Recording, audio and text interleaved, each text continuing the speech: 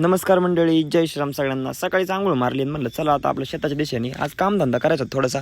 दाजी पण आपले आले होते बरं का कांदा लागवडीसाठी. आणि ना ह्यांचा आता इकडलं सगळं प्लॉट झालेला आहे 70 गुंठ्याचा. आता तिकडे त्यांनी दुसऱ्या वावरामध्ये लावायचा आहे. लिंब पण काढून घेऊ म्हणलं चकण्या मिठापुरते. आणि ना पावसाचं पण जरा वातावरण झालं होतं, तुम्हाला माहिती ना. मी बोललो म्हणजे विषय संपला, लगेच पाऊस पण आला. दाजीला म्हणलं तुमचं डबडं लावायचं इकडे सावलेलं. दाजी म्हणले डबडं म्हणतो काय, स्कॉर्पिओ. आईला म्हणलं नात करते काय.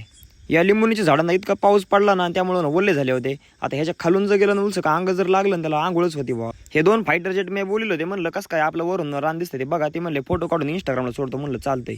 आपली जुनी पुराणी गाडी काढली आणि डायरेक्ट ना आडळगाव फाट्यावर निघालो होतो, कारण पप्पाचे मित्र आहेत ना कुलदीप जामदार, यांच्या पप्पांना आणायला जायचं होतं. ते पुण्यावरून येणार होते. म्हणलं चला पुण्याचं काम करू, तेवढंच आपल्याला चांगली बायको भेटेल. मित्रांनो आजोबांना गाडी आणलं, मग काकू म्हणल्या 90 पेल्याशिवाय जाऊ नको. आईला म्हणलं फुकट मजा आहे राव आपली. जंबे वस्तीवरती आलो तिकडे देवीचं दर्शन घेण्यासाठी, आणि आमचे आजोबा पण आले होते. आजोबांना म्हणलं घरी घेऊन जाऊया, पावसा पाण्याचं पण वातावरण झालं होतं. मग मस्तपैकी आपला व्हिडिओ काढून घेतला, देवीचं दर्शन घेतलं. आणि आज ना दिवस 5 वाजल्यामुळे हिरवा रंगाचं ना आज ही मान होता.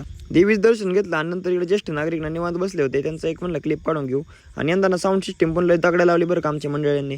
आणि सर्व ज्येष्ठ नागरिक ना निवांत बसले, देवाच्या गाभाऱ्यामध्ये बसलं ना मन एकदम प्रसन्न राहतं. इकडे डोळे पाटील असतील, शिंदे पाटील असतील व इतर काही लोक बसले होते.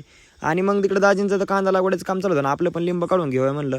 आणि बाया पण आल्या तर वरल्या पट्ट्यातून खाली इकडं ना मस्त पैकी ना दाट वगैरे लावतात कांदा, काय अडचण नाही. आणि आपली दुसरी मका चांगली पांढरी पडली, म्हणलं ह्यावेळेस ना हिरवीच मका चालू करू गायांना.